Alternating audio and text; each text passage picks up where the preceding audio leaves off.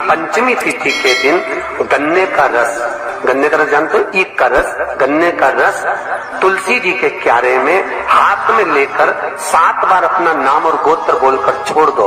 जिंदगी में 3 साल में तो करोड़पति बनकर बैठ जाओगे, कभी लक्ष्मी की कमी नहीं आ सकती। और ध्यान देना, इसको अपनी जिंदगी में लिख कर रखना। शिव महापुराण की कथा कहती है आपको सुख अनुभव हो जाएगा। जिंदगी में कभी संपदा कम नहीं हो सकती, संपदा बढ़ती चली जाती। संपदा घट नहीं सकती, बढ़ेगी पर घटेगी, कष्ट नहीं आ सकता, रोग बीमारी तकलीफ नहीं आ सकती। आपके लिए तो लाभदायक है, समझ लो ये कथा। शास्त्र कहता है कि जिसके घर में संपदा की कमी हो, पैसा आ ही नहीं रहा हो, सब दूर उलझ गया हो, बहुत टेंशन चल रहा हो, पंचमी तिथि के दिन गन्ने का रस जानते हो, ईख का रस, गन्ने का रस तुलसी जी के क्यारे में हाथ में लेकर 7 बार अपना नाम और गोत्र बोलकर छोड़ दो। जिंदगी में 3 साल में तो करोड़पति बनकर बैठ जाओगे, कभी लक्ष्मी की कमी नहीं आ सकती। तैयारी में बैठे रहोगे कि फिर पंचमी तिथि आए, फिर मैं गन्ने का रस दूं। अगर रजोधर्म की अगर कोई बीमारी है, उससे जुड़ी हुई कोई बीमारी है, कहीं गांठ पड़ गई है, तो उसके लिए विष्णु महापुराण की कथा कहती है कि जो भी रुद्राक्ष आपके पास में हो, सिद्ध करा हुआ, उस रुद्राक्ष का जो मंत्र 1 मुखी से 14 मुखी तक, रुद्राक्ष आपको देखना पड़ेगा कि आपके हाथ में कौन सा रुद्राक्ष आया, 1 मुखी है, 14 मुखी है, 4 मुखी, 6 मुखी, 5 मुखी, जो भी रुद्राक्ष आपके हाथ में आया, उसका मंत्र पढ़कर उसको पानी में गला दीजिए तांबे के कलश में। सुबेरे सुबेरे उसका पानी पीना, उस मंत्र को पढ़कर चालू कर दो। शरीर में जो गांठ होगी वो धीरे धीरे गलना प्रारंभ हो जाएगी, गांठ गलना प्रारंभ हो, और उसका सुख, उसका आनंद, शरीर का एक सुख अपने आप आनंद प्राप्त, आपको हृदय में प्रसन्नता, हृदय चित्त में आनंद की अनुभूति होने लगी, आनंद का भाव प्रकट हो जाए। महाराज पहले भी कहा, फिर कहते हैं, सबसे कठोर लोहा, लोहे से कठोर अग्नि, क्योंकि अग्नि लोहे को गला देती है, और अग्नि से कठोर होता है पानी, जो अग्नि को बुझा देता है, और पानी से कठोर होता है मनुष्य, जो लोटे में भर के डकार जाता है, और मनुष्य से ज्यादा कठोर होती है बीमारी, जो मनुष्य को ही निगल जाती है, और बीमारी से भी ज्यादा कठोर होता है मेरा कालों का काल महाकाल, जो बीमारी को ही निगल जाता है। अकाल मृत्यु वो मरे जो काम करे चंडाल का, और काल उसका क्या बिगाड़े जो भक्त हो महाकाल का। शंकर की उपासना करी है, शिव का स्मरण करा है, तो जीवन में सुख का भान तो रहेगा, आनंद की अनुभूति तो रहेगी। जिसका शरीर में कहीं चर्म रोग हो गया हो, चमड़ी सफेद पड़ गई हो, तो गाय के बछड़ा जब दूध पिए तो उसके फेन को चम्मच में उठा लो, निकाल लो, और पूर्णिमा की रात्रि को 12 बजे के लगभग में शरीर में उसको लगा लो, जहां दागे, और थोड़ी देर बैठ जाओ चंद्र की रोशनी के,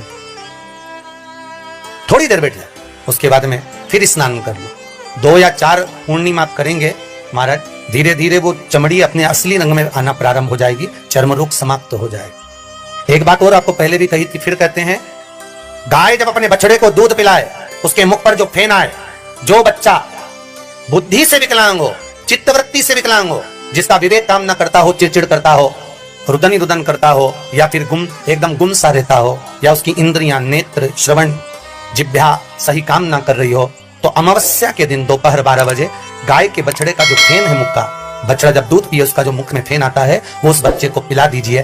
3 या 4 अमावस्या करिए, धीरे धीरे मेरा बाबा भोलेनाथ उसको ठीक करना प्रारंभ कर देता है। गाय का दूध अमृत है, अमृत,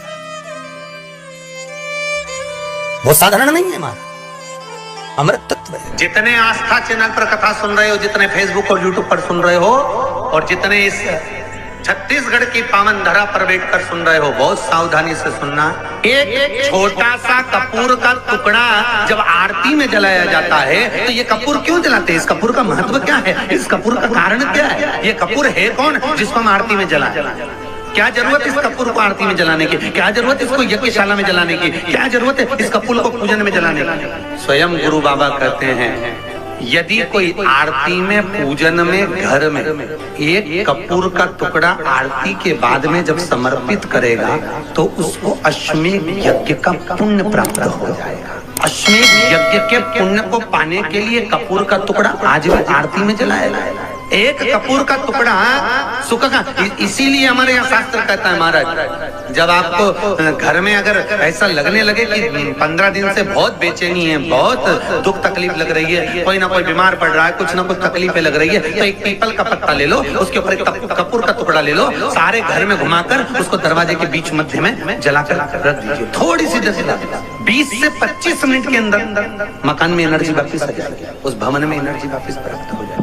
20 से 25 मिनट के अंदर एनर्जी वापस। लग रहा है कि यहाँ नेगेटिव है तो उसको पॉजिटिव बनाया जा सकता है। रात को 12 बजे शंकर जी के मंदिर में शिवलिंग पर चढ़ी हुई बेलपत्री को उठाकर शंकर मंदिर का शिखर देखकर चबा चबा कर खा लीजिए। आपके पाँव के घुटने बदलने की जरूरत नहीं पड़ेगी, ऑपरेशन की जरूरत नहीं पड़ेगी, ग्रीस वापस बढ़ जाएगा और ये तुम लोग जो कुर्सी पे बैठते हो वापस नीचे बैठना चालू कर दो, जरूरत ही नहीं पड़ेगी।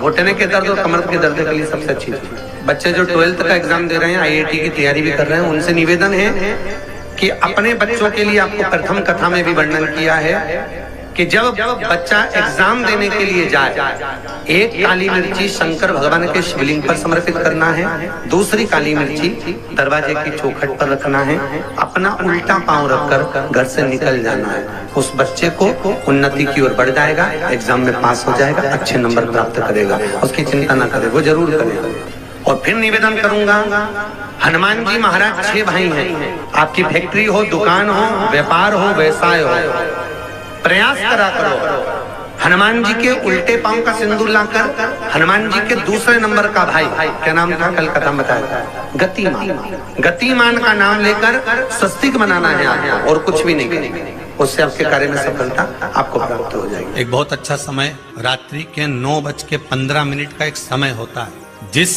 व्यक्ति का रोग बीमारी समाप्त नहीं हो रही हो, हॉस्पिटल में पड़ा हुआ है, कोई बहुत भारी बीमारी में ग्रसित है, छूट ही नहीं पा रहा, तो रात्रि को 9:15 पर किसी भी दिन शंकर भगवान के शिवलिंग का, जो तुम्हारे घर में शंकर जी विराजमान हो उसका, या शंकर जी के मंदिर में जाकर शंकर जी का थोड़ा सा जल, उसमें थोड़ा सा आंवला पड़ा हुआ, मतलब आंवले के पानी से शंकर का अभिषेक पूजन कर लीजिए।